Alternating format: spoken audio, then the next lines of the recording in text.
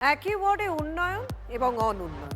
বিদায়ী তৃণমূল বিধায়কের পাড়া একেবারে ঝকঝকে, আর বাসের পাড়া ফোকলা। প্রচারে গিয়ে এই ফাঁক ফোকরে ধরে ফেললেন বিজেপি প্রার্থী। ভাঙা রাস্তায় নেমে জল ঠেলে বর্ধমান দক্ষিণে তৃণমূল প্রার্থীকে তুলোধনা করতে ছাড়লেন না বিজেপি প্রার্থী।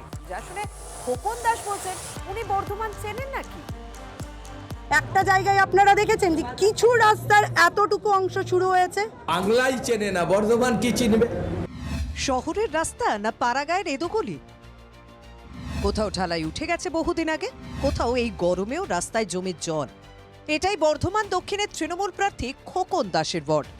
বর্ধমান পুরসভা 23 নম্বর ওয়ার্ডের বস্তাপট্টির অবস্থা এমনই ভয়ঙ্কর।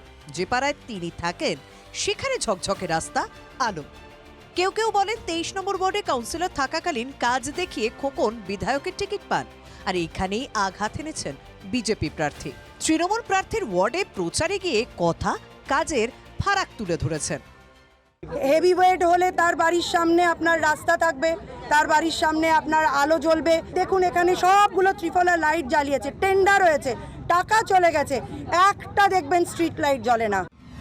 প্রথমে বর্ধমান পুরসভা 24 নম্বর ওয়ার্ডের কাউন্সিলর ছিলেন খোকন দাস, পরে 23 নম্বর ওয়ার্ডের কাউন্সিলর হন। এখন সেখানকার কাউন্সিলর তাঁরই স্ত্রী মৌসুমী দাস, যিনি আবার পুরসভার ভাইস চেয়ারম্যান। তৃণমূল প্রার্থীর ওয়ার্ডে অনুন্নয়ন দেখিয়ে প্রচার বিজেপি প্রার্থীর, আমল না দিয়ে পাল্টা আক্রমণের রাস্তায় তৃণমূলের খোকন। নতুন করে আবার ঢালাই, আবার ড্রেন হচ্ছে, গোটা জায়গা সুন্দর হচ্ছে। ওই কোথায় একটা গর্ত পড়ে রইলো সেটা ছবি তোলে, নির্বাচন নয়। রাস্তাঘাট আজকে সব থেকে গুরুত্বপূর্ণ। এবারের নির্বাচনে বর্ধমান শহরে যারা ভোট দেবেন তারা, আমি মনে করি যে তারা অত্যন্ত বিরক্ত, ক্ষুব্ধ। 2021-এর বিধানসভা ভোটে বর্ধমান দক্ষিণে 8105 ভোটে যেতে তৃণমূল। লোকসভা নির্বাচনে জোড়া ফুলে গিয়ে থাকলেও লিড ছিল 7288।